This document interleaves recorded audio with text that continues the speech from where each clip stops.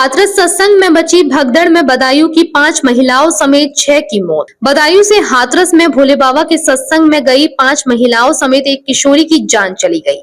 बिलसी कस्बे से एक निजी बस में सवार होकर करीब 55 लोग सत्संग में गए थे।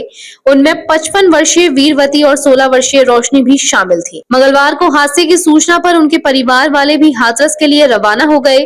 उजानी की सुशीला ने बताया कि हाथरस में मंगलवार को दोपहर करीब 2 बजे सत्संग समाप्त हुआ था।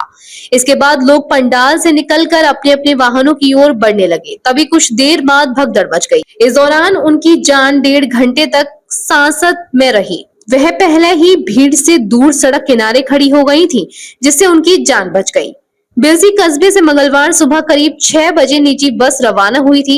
उसमें कस्बे के और आसपास के करीब 55 लोग सवार थे। कस्बे के मोहल्ला नंबर 5 निवासी रोशनी अंजलि पुत्री कैलाश और ग्राम फतेह नगला निवासी वीरवती पत्नी प्रेमपाल भी अपने परिवार की महिलाओं के साथ सत्संग में शामिल होने गई थी। भगदड़ में उनकी भी जान चली गई। इसी सत्संग में बिसौली निवासी कुसुमा 38 वर्षीय पत्नी ज्ञान सिंह भी गई थी। वह भगदड़ में घायल हुई थी, जिन्होंने दम तोड़ दिया। इस्लाम नगर के लभारी गांव निवासी धर्मवती 44 वर्षीय पत्नी जगपाल की भी मौत हो गई। बिलसी के ग्राम गढ़ी के रहने वाली मंगू देवी 60 वर्षीय पत्नी प्रेमपाल की भी इस हादसे में जान चली गई। वहीं सहसवान के ग्राम करियाबीन निवासी पिंकी शर्मा 25 वर्षीय पुत्री श्याम बाबू शर्मा की गई हादसे में मौत हो गई। भगदड़ से पहले निकल आए, जान बची।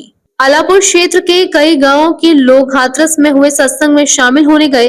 अधिकतर लोग भगदड़ से पहले लौट आए और सुरक्षित रहे। गांव इमादपुर से 8, फजील नगला 7, जगत से 9, खरखौली से 5, कटिन्ना बरचऊ से 50, रामनगला उपरौला से 30, सिमरिया से 10, किसान नगला से 7, अलापुर से 20, विसूनपुरी से 8 लोग सत्संग में शामिल होने अलग अलग वाहनों से गए थे, लेकिन यह सब लोग हादसे से पहले निकल आए थे।